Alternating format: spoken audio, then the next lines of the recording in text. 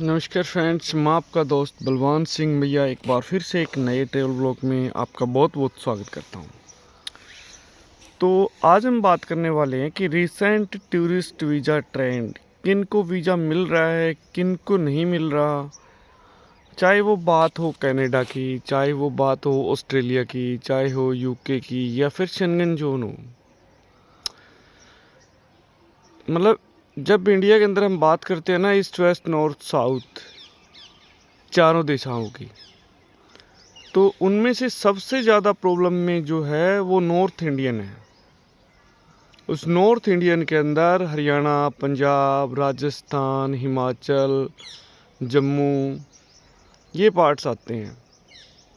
क्योंकि आज तक इंडियंस के लिए अगर वो कहीं का अगर कनाडा का वीज़ा इंडियंस अप्लाई करता है तो उसके लिए ट्रेंड डिफरेंट रहता है।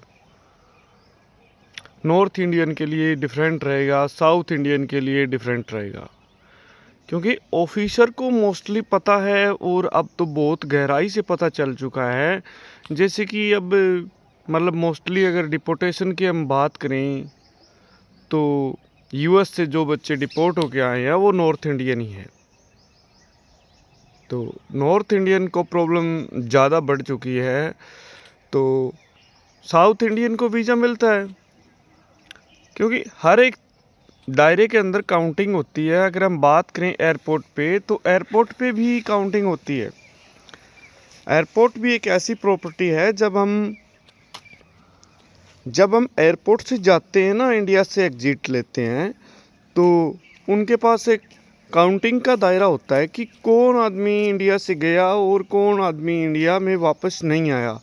अगर कोई आया तो किस तरीके से आया, एक मेजर काउंटिंग होती है। उस वजह से एक बहुत बड़ी प्रॉब्लम जो कि नॉर्थ इंडियन को आई हुई है कि नॉर्थ इंडियन किसी भी कंट्री का वीज़ा अप्लाई करे, वैसे वो स्टडी हो, वैसे वो टूरिस्ट हो, उसके ऊपर डाउट है।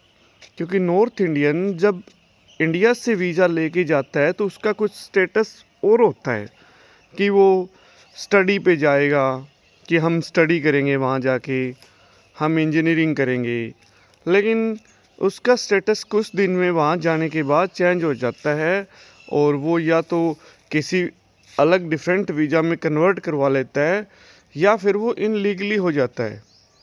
या फिर जैसे कि इंडियन, अब यूरोप की अगर बात कर लें तो यूरोप में जो इंडियंस जा रहे हैं उनका जो क्लियरेंस है वो यही है कि हम यूरोप से कहीं आगे बढ़ जाएंगे, यूरोप से हम शेंगन में एंटर हो जाएंगे, यूरोप से हम इटली में एंटर हो जाएंगे।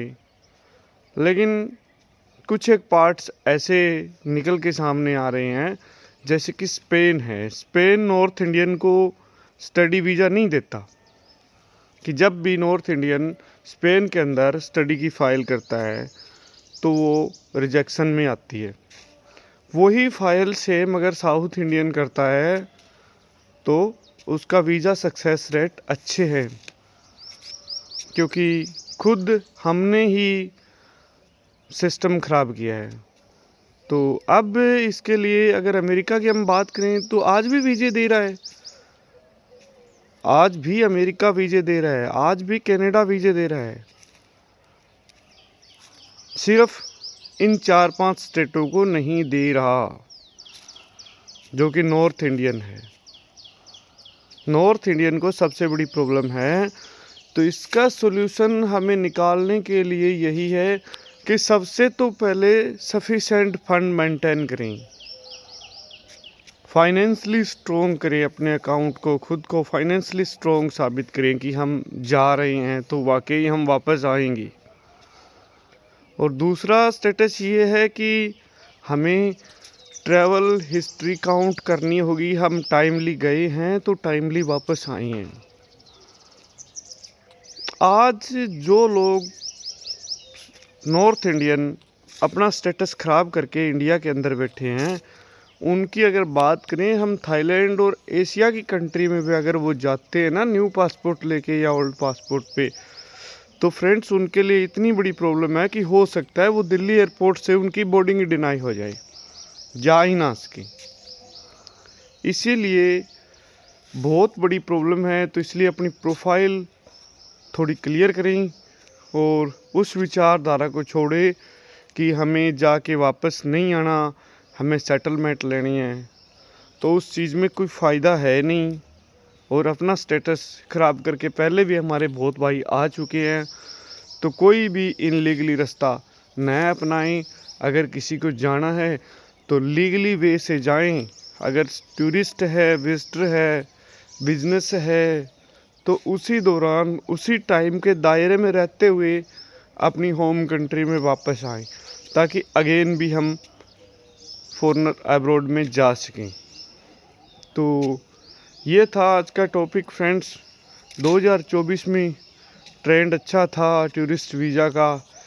ट्रेंड आज भी है, लेकिन वो नॉर्थ इंडियन के लिए नहीं है, वो सिर्फ डिफरेंस पार्ट के लिए ही है।